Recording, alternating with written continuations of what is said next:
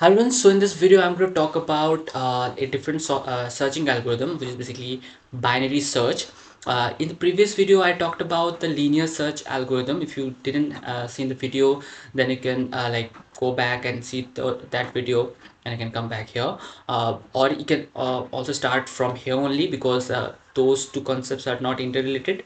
But for this binary search, you like if you have knowledge of recursion, that would be okay.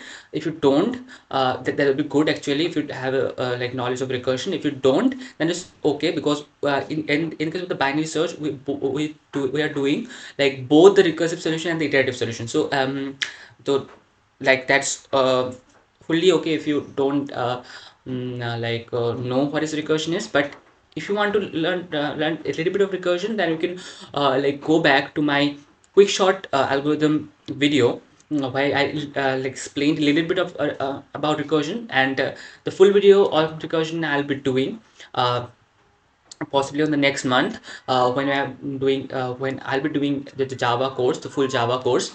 So stay active for that.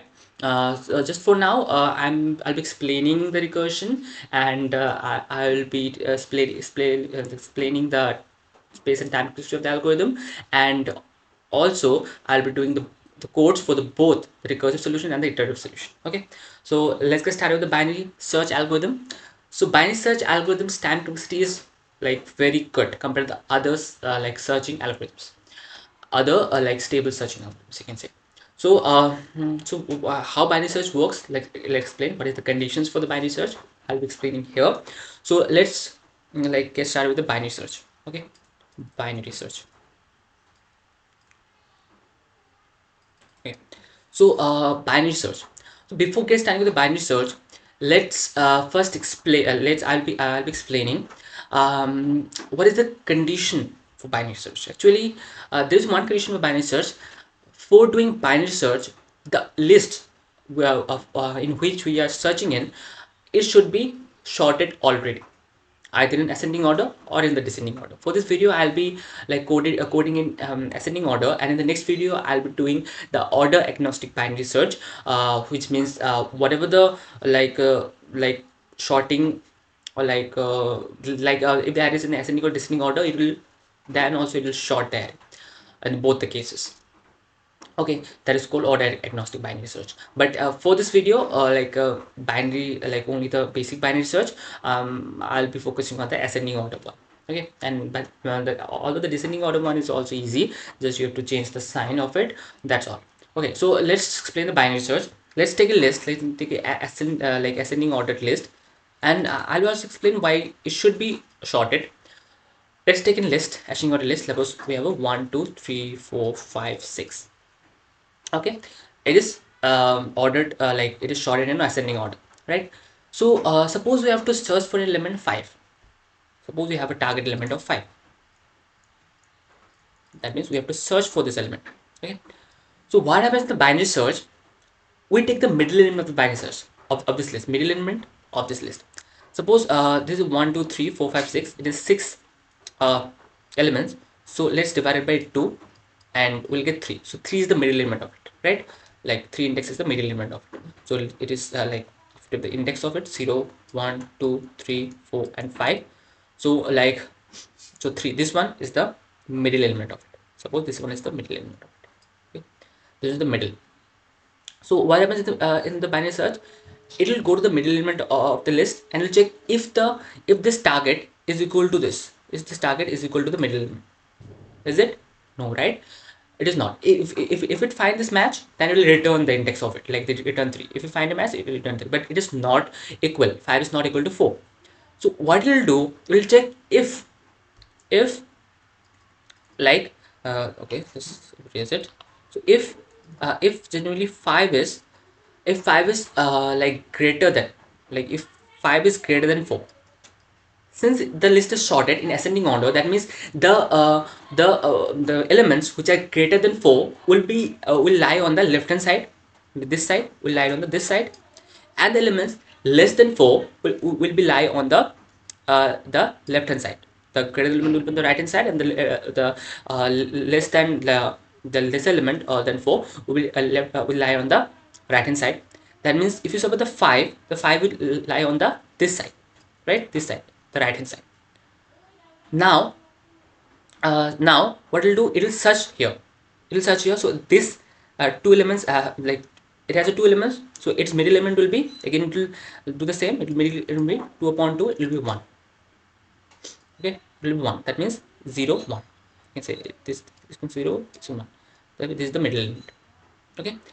So since this is the middle element, we'll check is 5 is equal to 6. Is 5 is equal to 6? It will say no. The 5 is not equal to 6. Okay. So now what it will do? So, but 5 is less than 6. That means it will lie on in the left hand side. It will lie on the left hand side. This side. It will lie on the left hand side. So it will go to the left hand side. Now it has a one element. And one element left. That means 1 divided by 2 is actually 0. So this element. Now 5 is equal to 5. Now the middle element, this list middle element is equal to 5. Now it will return the index 4. Now return the index 4.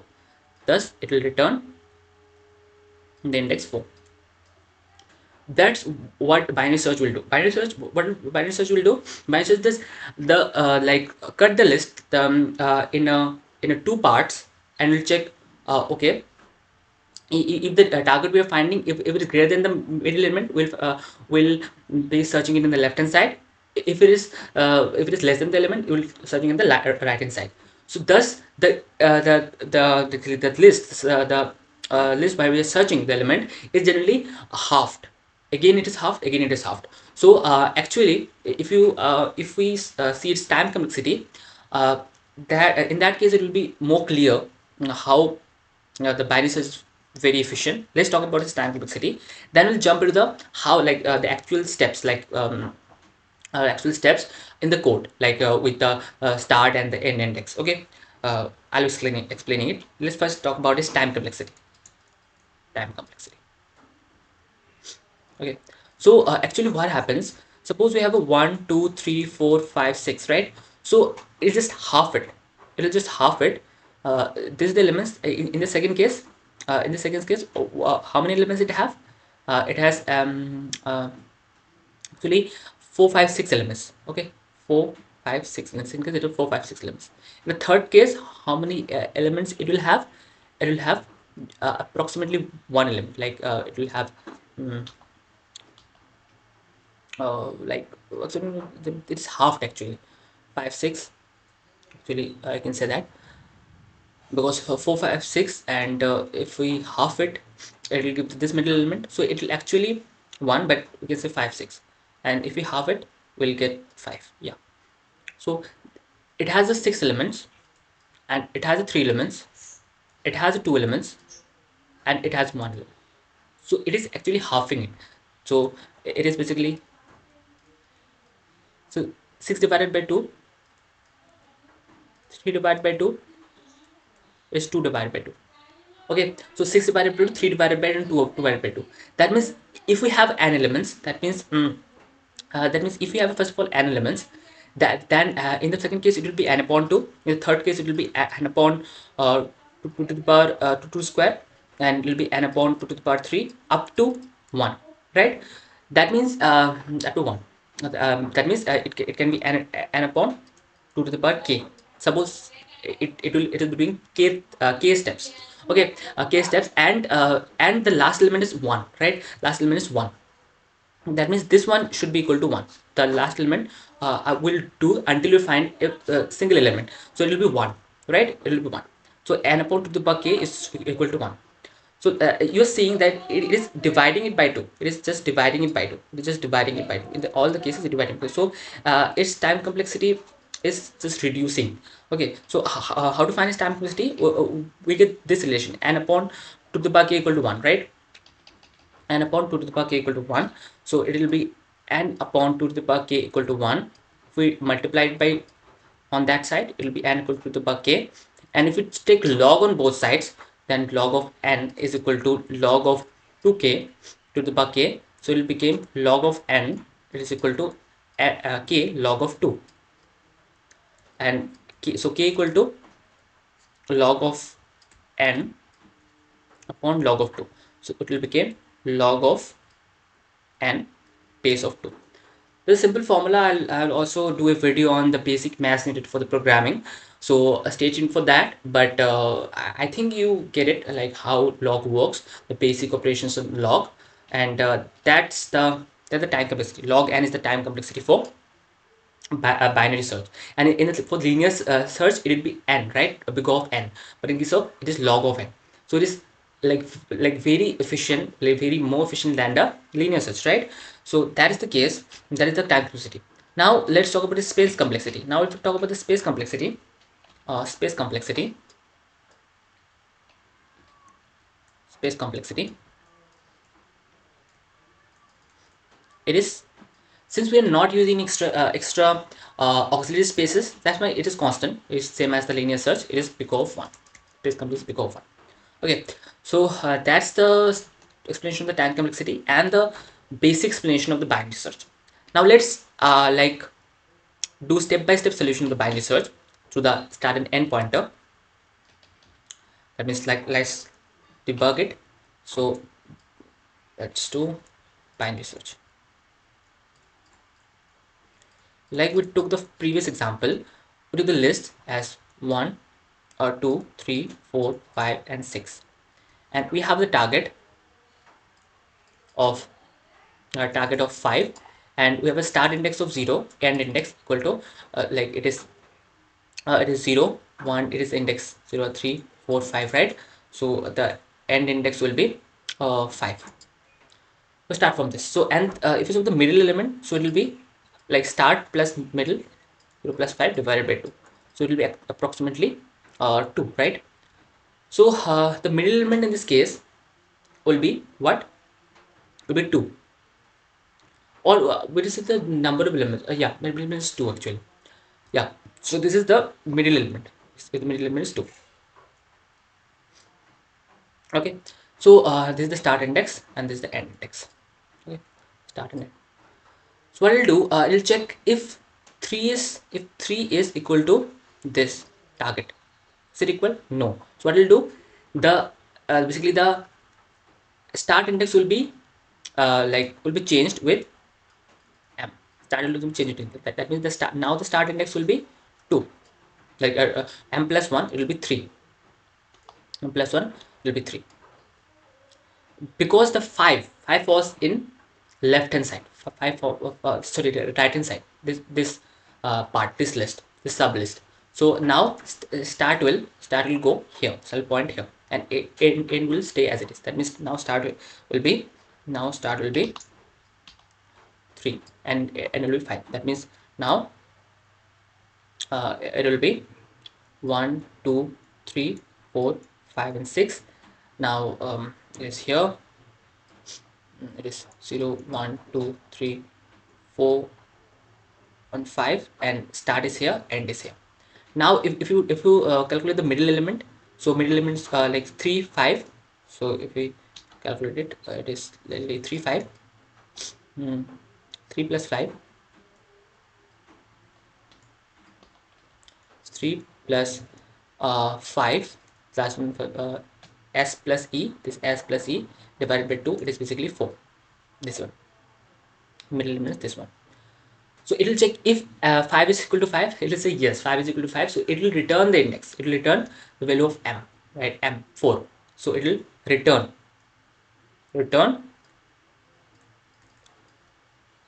index 4, because it has index 4, right? This is the basic. Just see in how many steps it just get you the result. It is just very efficient. Okay, compared to the linear search. So that is the explanation of the linear search, how it works. We'll take a start index, we'll take an end index, and we'll take a middle index, and there is a target variable, and we'll do this iteration like as e. I'll check if the middle element is greater than the target, middle limit is greater than the target. That means target is a lesser value. That means it will fall on the left hand side, and if the target is greater value, that will fall on the right hand side from the middle element. By this we'll change the start and end index, like why we are walking now. It will define why we're walking. If it suppose if we fall under fall in this index, in this index, okay, it will fall this index, then In that case, end will be like updated with m minus 1, middle minus 1. Okay, x equal to m plus 1, and equal to m minus 1. So let's code it. First of all, we'll see the iterative solution of it, and then see the recursive solution of it. Okay, so let's go to the applet. Like, I hope you understand it. It is not that difficult. It is very simple sorting algorithm. If you have a question on the explanation part, you can just comment it out. I'll be like in the next versions of my lectures, I'll be explain it again. Okay, so let's code it for now. CodaGo. Let's go to CodaGo folder and let's go to searching folder, and let's make REPL, which is basically we put it with Java, and uh, I'll be using here binary search. Okay, binary search, and we'll create REPL here. Uh, okay, so let's create the REPL. Okay, so let's it has this TDS sound. Don't worry. Okay, so let's do the iterative solution. So let's make a function first of all. The binary search function static. Uh, we're like returning the index number, like where if you found it. So return value is int, and we'll do binary search. And go int. We're taking an integer array and a target. Basically, this is an iterative solution. So I'll binary search iter. Okay, and this is the name. Okay, so let's first of all we make a start index will be starting from 0, and in the first case, and at the end index will be equal to arr dot length minus 1. Okay, this is the end index. Okay, and now start index and index. Now we'll say we'll do this until we until s is less than or equal to basically s is less than or equal to e. Like if start index is less than n index. If it is not, if start index is less greater than the n index, that is not right, right? That is our termination condition. Termination condition of the loop. So s is should be greater than equal to e. Right? That should be greater than equal to less than equal to e. Now we'll like find the middle element here. Int middle. Okay. So int middle equal to, or we can also find it in the last also, or we can also do it like this. Int middle equal to s like e plus s divided by 2, what we have done in the explanation part. Now we'll do if arr of m is equal to the target. That will check if the middle element is equal to the target. If it is equal, so we'll return the middle element. Return the middle index actually, middle elements index. Else if arr of m is generally greater than the target, that means target is smaller, that means it will go to the left hand side. Okay, so what happens in the left hand side? In the left hand side, this start index will remain same. The left hand side, the start index, the start index will remain same, but the end index will change to equal to m minus 1. So the start index here, the start index will remain same. Will not update it, and but the end index will be changed to m minus 1. And else, what we'll do in the else part, else that means if the target is greater than the middle element, what we'll change the start. In that case, in this case, we'll change the start to m plus 1, right? In this case, we'll change the start to m plus 1. Okay, m plus 1. That's the code, and now we have to change the middle, like update the middle part out of this else statement. Maybe m equal to, again we have to do this calculation. Okay, that's okay. And if we can't find the like that index, that particular index value, like if you can't find the target, then what we'll do, we'll just return minus 1. Okay, so that is the code for it. Let's make an array and here we are passing 3. Okay, it should be shorted, so it'll be 1 2 3 4 5 and 6. Remember that binary search only works when the array is shorted. Okay, and we are doing int target equal to 5, and we're just printing the index. What are we getting? Println, and we are just calling binary search getter function and passing the array and passing the target. Okay, just return it. Let's just return it, and we'll see 5 should give us 0 1 2 3 4 4. Yeah, it is returning 4. Now suppose we are passing some target which is not in the array. Suppose we're passing 7, and it should return -1.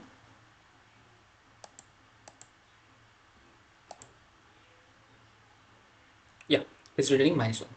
So that is the iterative solution for the binary search. This is the, you can see, iterative solution. I'm writing it here for reference. Iterative solution. Okay, now we're doing the recursive solution for this. Okay, recursive solution also same. Just we have to make a change where we are rather than updating the end and start here, just passing it. We're just passing it in the recursive call. Okay, so that we can just update it by the recursive call. Okay, so let's say the another thing, for this middle element we can also make it more efficient by motion or an error free actually, error free, by just not doing this part. Rather we can do it like this also, and am equal to like start plus and minus s divided by 2. How it is more efficient than that, let's see. Okay, let's see how it's more efficient than that. Let's see.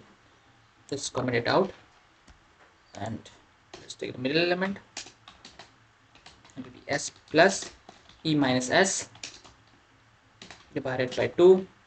Yeah, how it is more efficient, let's see. Let's take another page. Okay, so in the first case we have used m equal to e plus s divided by, right, for finding the middle element. Suppose we have s of 10,000 and s of 10,000 and e of 40,000. Start is 10,000 and is 40,000. In this if we in this case, if you find the middle element, how it will do, it will plus 40,000, right? 40,000 plus 10,000, and it will divide it by 2. That means it will do 50,000 divided by 2, which is basically 25,000, right? But if we use this s plus e minus s divided by 2, and we'll do the same calculation, what we get is 10,000 plus e minus s. That means 40,000 minus 10,000 is 30,000 divided by 2. It is 10,000 plus 15,000. Just see the difference. Here we are plussing generally 40,000 and 100. It's 50,000 divided by 2. It is 30,000 divided by 2. It is 50,000, and then we are adding 10,000 to 15,000. Okay, why it is important? Why it is important? Because in some cases where the integers are very big, the start and integers are very big, in those cases it will give an error. If you plus a very big numbers in programming, then the resulting number maybe exceed the range of integers. In that case, you cannot do plus and minus in those big integers, which is out of the range of the integer integer data type. Okay, that's why it is a very efficient one. You can also use this. If you also use this if you want for the like smaller ranges, but this is efficient if you using the largest ranges also. Okay, so that is the case. That is a small explanation of it.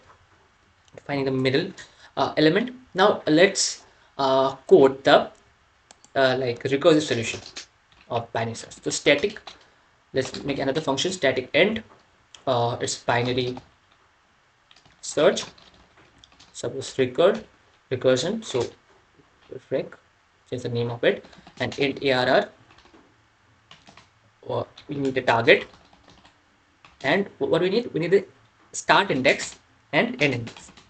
Why we are passing it here? Because uh, recursion means what? Calling the function by itself. So in the call we are just updating it. What we are doing here in the in like while loop, we are doing it in the recursive call. That's why we are passing like start and end here. We are updating it. So what I have to do? What is the termination condition we'll get? So first of all, we have to make the middle element. So middle element equal to s divided by e, or s plus e minus 1. What I have explained, that will be efficient. We divided by 2, right? That is the middle element. Now it will check if the termination condition, if like arr of middle is equal to the target, then we just have to return the middle element. If it is not, like if it is not, if it is else, if arr of m is generally greater than target, that means it falls under right, like some other value, right? So what we have to do, we just have to return the binary search, the call binary search with, yeah, a binary search, it not iter, binary search string, and call it with the start and end index. Since it is in the left hand side, since target is smaller than the middle elements, so it is the left hand side. In case of the left hand side, the start will be remain same, right? So s is will remain same, but the end will be updated to m minus 1. So we also do the same here, and else binary search recur, and will the in the case end will remain same, and m will be s will be m plus 1. Other things will remain same. If it's not found anything, so it will return minus 1 actually. Okay, it didn't found anything else, right? So let's do it is if it is correct or not with the recursive function target, and we are passing int, and also we have to one thing here. If like another termination condition, like for the recursion, is if s is generally greater than e. If s is greater than e, so what we do, just return minus 1 in that case. Okay, this condition also we need, because s cannot be greater than e, and here passing the start index is very, first of all the start index is 0, and the end index is error total length minus 1. What we have done here, 0 error total length minus 1. Okay, so let's run it. Let's run for 7 first. It should give minus 1 because the 7 is not in the list. It given minus 1. And now let's talk about 2. Let's talk about 2. If we run it, see, we are running the recursive function. Okay, it should give 1. Okay, it give minus 1. uh, why is giving minus 1? Should not give minus 1, I guess. It's s plus e minus s divided by 2. Let's make it like this little bit.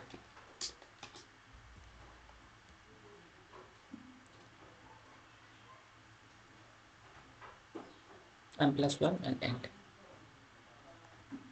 For 2 it should give me 1, 0 and 1. Where is give minus 1?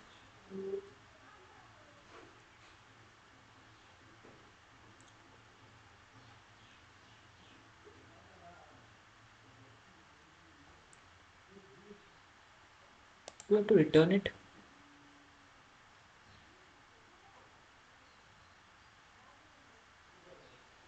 Possibly I have to return it.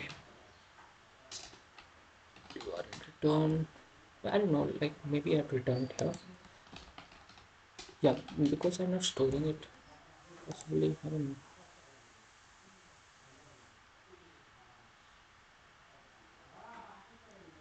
Unreachable submit. Yeah.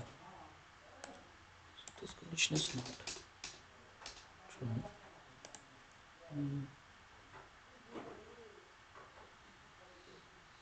Yeah, that's good. Basically, we have to return it. We return whatever we're getting from here. We have to return. That's when we get a result.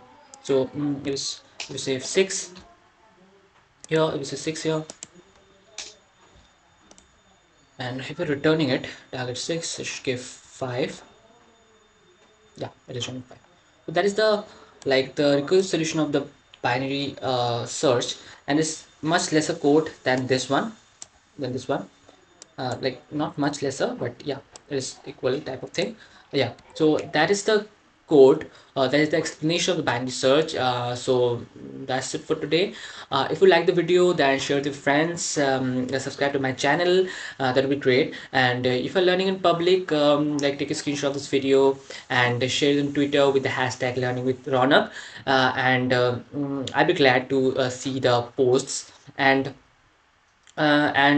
also the do practice in lead code. I'll be also doing the like interview questions soon. So that's it for today. See you in the next video. Take care of yourself. Bye bye.